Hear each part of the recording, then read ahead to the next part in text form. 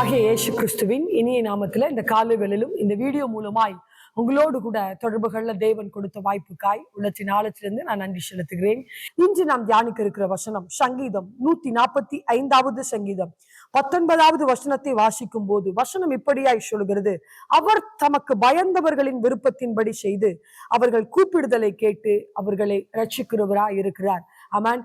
வானத்தையும் பூமியும் அண்ட சராசரங்களையும் படைத்த தேவனை நாம் ஆராதிக்கிறோம். அவரை நம் தெய்வமாய் கொண்டிருக்கிறோம். நம் ஒரு பயபக்தி உள்ளவர்களாய், ஆண்டவருக்கு கீழ்ப்படுகிறவர்களாய், அவருடைய கட்டளைகளின்படி நடக்கிறவர்களாய் நாம் அவரை தொழுது கொள்ளும் போது வசனம் இப்படி சொல்லுகிறது, அவர்களுடைய விருப்பத்தை நிறைவேற்றுகிற தேவன். ஆமென். ஹல்லேலூயா.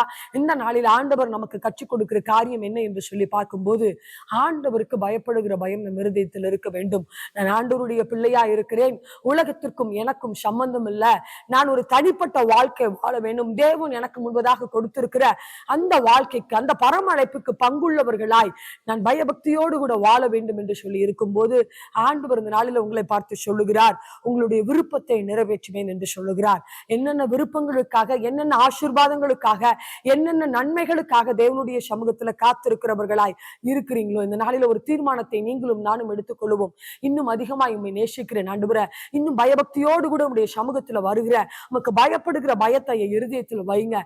வேதத்துல நம்ம பார்க்கும்போது ஆண்டவருக்கு பயப்படுகிறவர்களுக்கு அநேக ஆசீர்வாதங்கள் இருக்கிறது. ஆனால் ஆண்டவர் சொல்லுகிறார், இந்த நாளில நீங்கள் எதிர்பார்த்திருக்கிற, நீங்கள் விரும்புகிற காரியத்தை உங்களுக்கு செய்வேன் என்று வாக்கு கொடுக்கிறார். அது மாத்திரமல்ல, நீங்கள் கூப்பிடுதலை கேட்டு இக்கட்டு நாளில், ஆபத்து நாளில உங்களை ரட்சிக்கிறவராய் இருக்கிறார். வேதத்துல யோனாவை குறித்து பார்க்கும்போது, மீனின் வயிற்றில் இருந்து தன்னுடைய ஆசீர்வாதத்திற்காக, தன்னுடைய பாதுகாப்பிற்காக, தன் விடுதலை ஆக வேண்டும் என்று சொல்லி மீனின் வயிற்றிலிருந்து யோனா கூப்பிட்ட போது தேவன் அவரை ரட்சித்தார் என்று பார்க்கிறோம். நாமும் கூட இந்த நாளில் ஆண்டவருக்கு பயத்தோடு கூட ஒரு பயபக்தி உள்ள வாழ்க்கை வாழும் போது நம்முடைய விருப்பத்தின்படி செய்கிறவராய் இருக்கிறார்.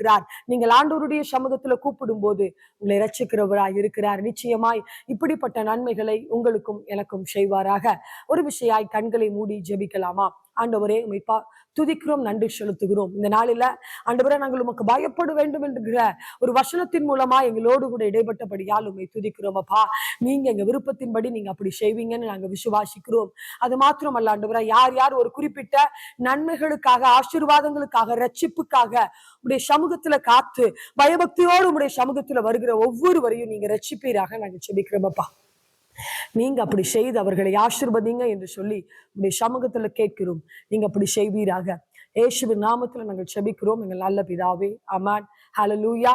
இந்த நாள் உங்களுக்கு ஒரு ஆசீர்வாதமா இருக்கட்டும்.